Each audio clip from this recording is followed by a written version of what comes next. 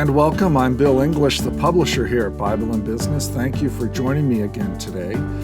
This episode is the 12th episode in a 30-part series taken from my book, Biblical Wisdom for Business Leaders, 30 Sayings from the book of Proverbs.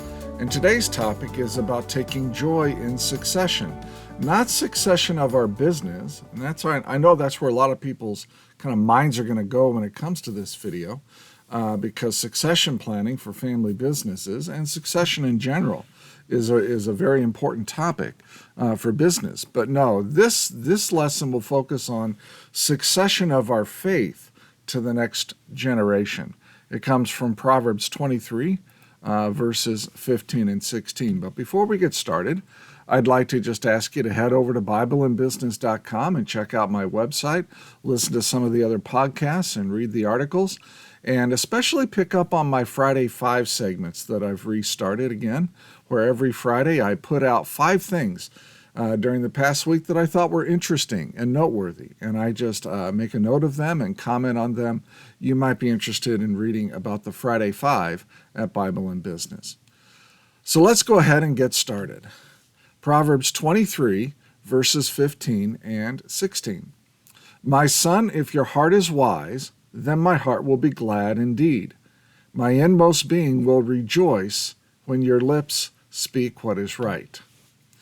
Now, if saying 9 instructed us to avoid a fool, in other words, a person who despises sound instruction and wisdom, and saying 10, we are taught to be the opposite of fool, we pursue wisdom and knowledge and value and development through learning, then in saying 11, we learn that we discipline our children so that they don't become fools. So what happens in this saying? Well, saying 12 here, this one takes a very different approach, and it appeals to the child from his parents' perspective. So what's really going on here is that if we discipline our children well, and we model our faith well, then they will grow up to be teachers of wisdom themselves, completing our job of passing wisdom on to the next generation. And that will also give us great joy in a job well done. This is not unlike Deuteronomy 6, verses 4 through 12. I'll just read parts of it. Hear, O Israel, the Lord our God, the Lord is one. That's the great Shema, right? Love the Lord your God with all your heart and with all your soul and with all your strength. These commands that I give you today are to be on your hearts. Impress them on your children. Talk about them when you sit at home and when you walk along the road, when you lie down and when you get up. Tie them as symbols on your hands and bind them on your foreheads. Write them on the doorframes of your house and on your gates. I'm going to stop there. Look at all the ways that he's trying to say the same thing.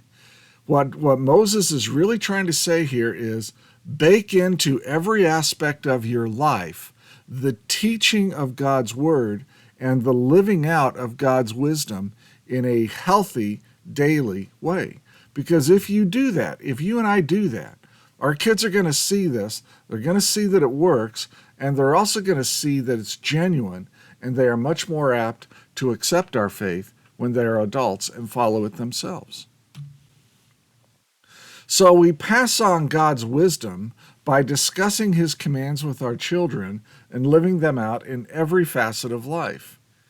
And if we do happen to find financial success, we're even more diligent in remembering the Lord who rescued us from the dominion of darkness and brought us into the kingdom of Jesus Christ. In other words, we do not let financial success change who we are. And that's really what Moses is getting at here in this last part.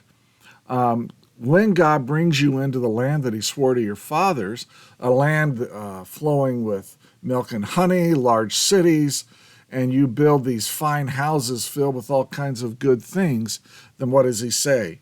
When you eat and are satisfied, be careful that you do not forget the Lord who brought you out of Egypt. In other words, who rescued you, right?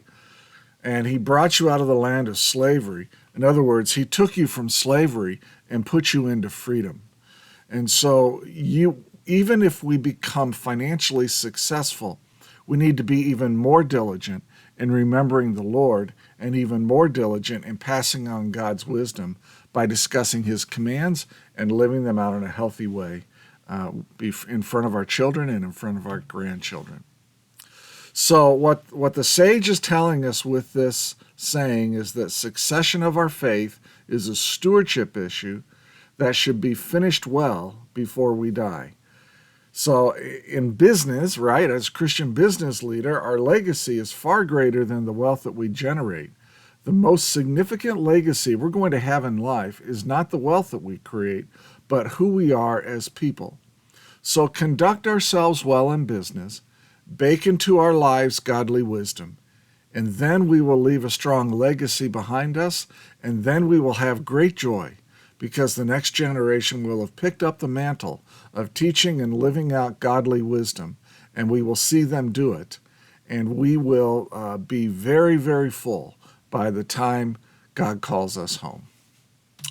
Now, next week, in our next episode, we're going to be in the next 2 chapters in Proverbs 23, verses 17 and 18. And the topic there, the sage is going to say, you know what? Don't envy the wicked, even though they look successful, even though they appear successful, even though they seem to have power. Don't envy them. Don't desire what they have. So we're going to talk about that in our next episode. So until we see each other again, I want to thank you for joining me today.